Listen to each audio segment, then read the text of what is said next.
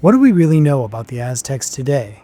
For most people, the name brings to mind dramatic images: warriors in feathered costumes, gruesome sacrifices, terrifying gods, and names that are nearly impossible to pronounce. They didn't have iron, wheels, or horses, yet they built an impressive civilization, making major advances in technology, warfare, architecture, and agriculture. The word Aztecs can mean different things. It refers to an ancient civilization, a people, and a powerful alliance of tribes that formed an empire. But interestingly, the Aztecs never actually called themselves that. The Aztecs were part of the broader Nahua group and spoke Nahuatl, the same language shared by many tribes across the Valley of Anahuac, the modern-day Valley of Mexico. They're most often associated with the Mexica, the tribe that founded Tenochtitlan. Back then, the area where modern Mexico City now stands was covered by Lake Texcoco, the largest of 5 lakes in the Valley of the Anahuac. It was a shallow lake, just 2 meters deep. In 1325, the Mexica built their city on one of its islands and named it Tenochtitlan, after their legendary leader, Tenoch. After the Spanish conquest, Hernan Cortez built a new city on the ruins of Tenochtitlan and named it Mexico. The name of the city and the country comes directly from the Mexica. In a way, the people who built a fallen empire were reborn, this time on the political map of the world. Before the Aztecs came onto the scene, Mesoamerica had already seen the rise and fall of several major civilizations. The earliest was the city of Teotihuacan, which reached its peak between the 3rd and 5th centuries. Eventually, it fell into decline and was abandoned. After that, the Toltecs became the dominant power. They built a state with its capital in the legendary city of Tolan, known today as Tula de Allende in Mexico. As the Toltec civilization weakened between the 11th and 13th centuries, waves of tribes began migrating into central Mexico from the north. These groups were far less advanced than the Toltecs, and among them were the Mexica, the people who would later be called the Aztecs. Collectively, these northern tribes were known as the Chichimecas, a name that loosely translates as dog people or simply barbarians. Some historians believe their arrival helped hasten the collapse of the Toltec state, though by most accounts, the Toltecs were already in decline by the time the Chichimecas arrived. According to Aztec migration legends, 8 tribes made the journey: the Atomi, Calhua, Acalhua, Chalca, Xochimelca, Tapaneca, Cuitlahuac, and the Mexica. The Mexica didn't arrive in the Valley of Anahuac until early or mid-13th century. The term Aztecs was actually given to them by other peoples in the region and refers to their mythical homeland, Aztlan, which was believed to lie somewhere to the north. In Nahuatl, Aztlan means land of the white herons, and Aztec simply means someone from Aztlan. No one knows for sure where this place was. Some old maps place it in what is now the southwestern United States. Others think it may have been an island off the coast of California. Today, most scholars believe Aztlan was somewhere in northwestern Mesoamerica, probably in what is now the Mexican state of Nayarit. The ancestors of the Aztecs were farming communities. They grew staple crops like corn and squash, lived in small villages, and had not yet built cities. Why they left their homeland remains uncertain, but historians generally point to 2 possible reasons: climate change or conflict with other tribes. According to Nahua mythology, their journey began under the guidance of the god Huitzilopochtli. Once settled farmers, these people became nomads for generations. This chapter in Aztec history is known as the Time of Wandering. Their migration was long and difficult. They passed through the deserts north of the Valley of Anahuac, visited the ruins of the old Toltec capital at Tolan, and finally, around the mid-13th century, reached the valley where they would one day build an empire. The Mexica Aztecs were the last major group to arrive in the Valley of Anahuac. By then, the region was already heavily populated, with Chichimeca and Tepanic tribes, remnants of the Toltecs, and newly emerging city-states. The most powerful among them was the Azcapotzalco and the Colhuacan. The newcomers were met with hostility, and for a long time, the Mexica couldn't establish a state of their own. A coalition of local cities crushed their forces and pushed them to the margins. But the Aztecs found a way to adapt. They offered their skills as mercenaries to the various local rulers who were constantly at war with one another. In a region torn by conflict, experienced fighters were always in demand. Over time, the Aztecs earned respect as warriors, but that didn't mean the local powers wanted them to settle down. The idea of a fierce and independent Mexica state made their neighbors uneasy, so the Aztecs were pushed into the worst land available, a swampy, snake-filled island in the middle of Lake Texcoco. It was there, against the odds, that they founded Tenochtitlan. According to legend, they were exiled not just because of politics, but because of their violent customs. One story tells of a tympanic princess promised in a marriage to an Aztec leader. The wedding was set to coincide with a religious festival, but instead of marrying her, the Aztecs sacrificed her. When her father found out, he flew into a rage and attacked the Mexica, who fled and took refuge on the island. Still, it's possible the Aztecs chose this harsh location on purpose. For one thing, the lake was full of fish and birds. It also provided natural protection. The city was effectively surrounded by water like a moat. And from an agricultural standpoint, the location had real potential. In the 1330s, the Mexica even founded another settlement nearby, Tlatelolco, on the same island. Until 1371, the Aztecs were led by military chiefs and served as vassals to Azcapotzalco, fighting in its wars. Their first true ruler was Acamapichtli, the son of a Mexica chief and a noblewoman from a prestigious Toltec family. He became the founder of a royal dynasty, took the title of Tlatoani, speaker or king, established the first laws, and laid the groundwork for a proper Aztec state. Under Acamapichtli, Tenochtitlan began to transform from a humble settlement into a real city. It was rebuilt according to a master plan. To gain more space, they built causeways and dikes to reclaim land from the lake. The island setting required creative engineering. Homes were built on pilings driven into the lakebed, and reed huts were slowly replaced with stone buildings. To prevent flooding, the city was ringed with a protective dike. And since the lake's water was salty and undrinkable, the Aztecs built aqueducts to bring fresh water in from the mainland. Tenochtitlan became a remarkably advanced and livable city. Its farming relied on chinampas, floating gardens built in the lake's shallows. These were made from woven mats filled with soil, reinforced with stones, and edged with willow trees. The chinampas allowed for multiple harvests each year. The Aztecs grew corn, beans, chilies, tomatoes, squash, and even chia and amaranth seeds. A natural network of canals between the gardens made irrigation easy and allowed for goods to be transported by canoe. The Aztecs built temples known as teocalli, stepped stone pyramids. The most important of them was the Templo Mayor, dedicated to their patron god Huitzilopochtli. Construction began in the last decades of the 14th century, during Acamapichtli's reign. In the mid-15th century, at a critical turning point in their history, the Aztecs stepped onto the stage as an independent political and military power.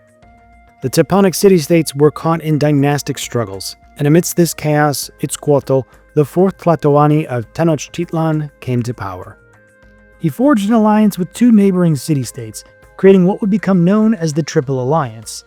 This coalition laid the foundation for the Aztec Empire. The alliance included Tenochtitlan, Texcoco, home of the Alcoa people, and Tlacopan, a former Teponic city that had turned against Azcapotzalco. The leader of Tenochtitlan took on the title Huey Tlatoani, or Great Speaker. While this is often translated as emperor, the role didn't exactly match the European idea of one. In Nahuatl, Tlatoani means the one who speaks well, reflecting his dual role as both high priest and commander-in-chief. In Aztec belief, the Tlatoani was the god's chosen representative on Earth, ruler of the land and absolute authority over the people. In that sense, he functioned much like an absolute monarch. Still, the position wasn't hereditary in the modern sense. The ruler was elected, though not through public voting, but by a council. Originally, this council included nobles and local elders from Tenochtitlan's districts. Over time, though, the selection was narrowed down to just 4 individuals: a judge, a military commander, a nobleman, and a representative of the common people. Candidates were always from the previous ruler's family. Typically, the brothers of the deceased Tlatoani were considered first, followed by his sons, nephews, grandsons, and other close relatives. Other factors also played a role, including divine omens, prophecies, and the will of the previous ruler. Military success and leadership ability were especially important as well. There were even rare cases where the title went to illegitimate sons or distant relatives who had little claim but had proven themselves worthy. In total, there were 11 Aztec Tlatoani. Among the most important were Moctezuma I, who expanded the empire significantly through decades of conquest, and Axayacatl, often called the Aztec Alexander the Great for his campaigns against the Zapotecs. But the most famous of all was Moctezuma II. He is remembered both as a wise and capable ruler who led the empire at its height, and as a tragic figure whose hesitation and misjudgment of the Spanish threat helped bring about its downfall. He is often called the last Aztec emperor, though technically that title belongs to Cuauhtémoc. After Moctezuma's death, he was briefly succeeded by Cuitlahuac, who ruled for just 4 months, before Cuauhtémoc took power as the final Tlatoani of the Aztec Empire. Aztec society and government were built on a class-based structure, though they still retained elements of their older kinship traditions. Everyone belonged to a family, and each family was part of a larger clan. The society was clearly hierarchical, with a sharp division between nobles and commoners. The nobility included a hereditary elite, often linked by marriage to the ruling families of other city-states, as well as priests who played powerful roles in both politics and religion. Commoners made up the bulk of the population: farmers, artisans, fishermen, and merchants. In the cities, they lived in neighborhood districts called calpulli, which functioned as semi-autonomous communities. Each calpulli had its own land, schools, and a temple dedicated to its patron god. Sometimes these districts were organized around a specific trade, like farming, craftsmanship, or commerce. Among free citizens, artisans held a particularly respected status, especially jewelers and featherworkers, whose creations were highly prized. Although the Aztecs practiced slavery, their system was very different from what developed later in colonial societies. Aztec slavery was more of a form of personal servitude. It wasn't hereditary, and usually came about through debt, punishment, or personal agreements. Slaves had certain rights. They could own property, marry, and even buy their own freedom. Loyal slaves were often freed after their master's death. Only the slave's owner or a close relative could legally pursue someone who had escaped. Warfare was at the heart of the Aztec state. The Tlatoani relied on a personal guard made up of the bravest warriors. Most of the army, however, came from levies in tribute-paying cities. This system allowed the Aztecs to raise massive armies that often far outnumbered their enemies. The military was organized into units of about 8,000 soldiers, which were divided further into tactical groups ranging from 20 to 400 men. A typical soldier wore a cotton vest soaked in salt water and tied at the back. Surprisingly effective armor. Weapons included darts, throwing spears, bows, clubs, and daggers. Since the Aztecs didn't use bronze or iron, their blades were made of obsidian, a type of volcanic glass. Though brittle, obsidian could be razor sharp. Spanish conquistadors reported that skilled Aztec warriors could use an obsidian-bladed sword to behead a horse in a single blow. Military service was one of the few ways to climb the social ladder. All young men received basic military training, and because the empire was almost always at war, everyone had the chance to prove themselves. Advancement depended on taking captives. After a boy's initiation, he wasn't allowed to cut his hair until he had captured his first prisoner. If he failed to do so after 3 years, it was considered shameful, and he usually was forced to return to civilian life, farming or crafting, with little chance of joining the ranks again. At the top of the military hierarchy were the elite Eagle and Jaguar warriors. To join one of these prestigious orders, a soldier had to capture at least 5 enemies, fit for sacrifice. These warriors held noble status. They could drink pulque, a traditional fermented drink made from agave, take concubines, and attend royal banquets at the palace of the Tlatoani. The Aztecs are often remembered as a brutal and bloodthirsty people, a reputation largely shaped by their dramatic religious rituals and the practice of human sacrifice. Images of hearts being cut from living victims on stone altars have become a fixture in films and documentaries. While human sacrifice was practiced by many pre-Columbian civilizations, the Aztecs took it to another level.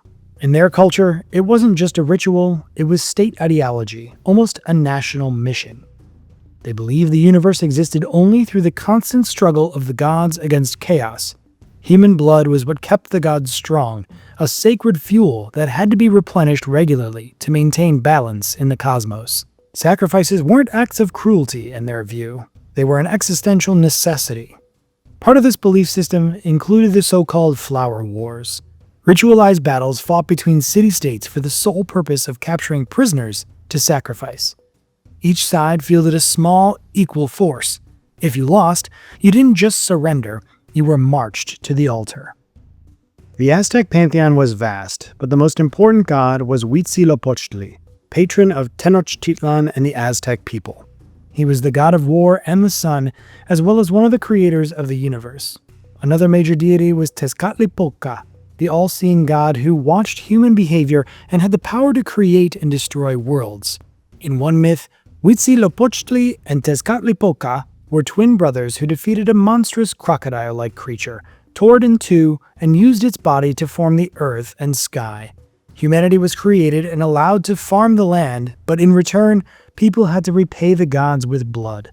This myth became the foundation of Aztec state ideology. Another key figure was Quetzalcoatl, a central god in Mesoamerican religion. He was the god of the wind and the one who gave maize, the region's staple food, to humankind. According to legend, Quetzalcoatl sailed away across a cosmic sea and promised to return at the end of time with his children. That prophecy would come back to haunt the Aztecs. When Hernan Cortez and the Spanish arrived, some Aztecs believed they might be the long-awaited return of Quetzalcoatl or his messengers. The Aztec pantheon also included important agricultural gods like Xipa-Totec, the god of vegetation, Huehuetoatl, the god of fire, and Tlaloc, the god of rain. Their cosmology is best illustrated by the sunstone, a massive basalt disk covered in complex symbols. The Aztecs believed they lived during the fifth sun. In their worldview, a sun wasn't just a physical sun in the sky, but an entire era or cosmic age.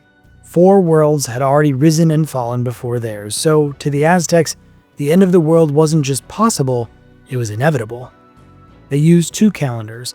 The solar calendar, with 365 days, was used for farming and daily life. The ritual calendar, with 260 days, was tied to religion, prophecy, and ceremonial dates. The 2 calendars lined up once every 52 years, a moment the Aztecs called the New Fire.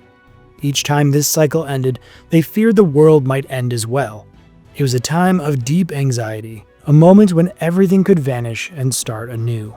The Aztecs faced their first real crisis in 1517 when word reached Emperor Moctezuma II of strange ships appearing beyond the eastern horizon. These were the Spanish. The following year, with the backing of Cuba's governor Diego Velázquez, Hernan Cortez launched an expedition to the mainland. What followed was one of the most dramatic encounters in history, the meeting of 2 vastly different civilizations. The differences in worldview, technology, culture, and military strategy all worked against the Aztecs, and ultimately sealed the fate of their empire. Moctezuma tried to avoid conflict by taking a diplomatic approach. He sent Cortez lavish gifts and even offered him concubines, hoping to appease the newcomers. But instead of satisfying the Spanish, it only fed their ambition. Tales of Moctezuma's legendary treasures spread very quickly. Unlike the Europeans, the Aztecs didn't treat gold as a symbol of wealth and power. To them, it was simply a beautiful material. The pivotal meeting between Cortez and Moctezuma took place on November 8, 1519. Alongside Cortez was a native interpreter named Malintzin, who would later be known by her Spanish name, Doña Mariña. She became both his translator and his mistress. During that first encounter, Moctezuma was taken captive, a move that effectively paralyzed the Aztec leadership.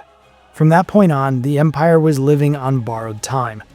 In less than 2 years, it would be gone. In May of 1521, Spanish forces and a massive army of native allies marched on Tenochtitlan. By August, the great city had fallen. The Aztec civilization, one of the most powerful in the Americas, had come to an end. There were several reasons why the empire collapsed so quickly. First, many of the peoples conquered by the Aztecs were deeply resentful of their rule. Under Moctezuma, revolts were common. When Cortez arrived, dozens of tribes saw a chance to overthrow their overlords. One of the most important allies were the Tlaxcalans, bitter enemies of the Aztecs, who contributed over 100,000 warriors to the Spanish-led campaign in 1521. From that point, the Aztecs no longer held the advantage in numbers. Second, the Spanish had a huge edge in weaponry and tactics. Firearms, steel swords, and cavalry gave them both a practical and psychological advantage. To the Aztecs, gunfire and cannons seemed like thunder from the gods, and the Spaniards, dressed in armor and mounted on horses, looked like supernatural beings. They were also experienced soldiers, highly disciplined and coordinated. But the most devastating blow came from disease. The Spanish brought smallpox, plague, and other deadly infections that were completely new to the Americas. The native population had no immunity. Entire communities were wiped out. These epidemics didn't just weaken the Aztec population, they shattered morale. Many began to believe the gods had turned against them, especially since the diseases seemed to strike only the natives, leaving the Spanish untouched. Modern historians also point to a deeper factor, the massive cultural divide between the two civilizations. Cortez was able to manipulate Aztec beliefs, rituals, and power structures to his own advantage. In the end, he didn't just defeat them with swords and guns, he used their worldview against them. And yet, the legacy of the Aztecs is very much alive in Mexico today. Around 1.5 million people still speak Nahuatl, the direct descendant of the Aztec language. Aztec symbols, names, and traditions are deeply rooted in Mexican culture and national identity. Even Mexico's national emblem, an eagle perched on a cactus devouring a snake, comes from an old Aztec legend. Once again, if you've made it to the end of this video, we really appreciate it if you liked and subscribed. We have a whole team behind this, and we really love seeing you follow along on our journey through ancient civilizations. We put out new content every single week. If you'd like to support the channel and help us make more videos like this, consider joining us on Patreon. You'll get early access to new episodes, work-in-progress updates, and more. Every bit of support goes a really long way. Thank you. You can also leave a super thanks down below if you'd like to give us a little extra boost. It really means a lot and helps us keep going. We hope to see you next time.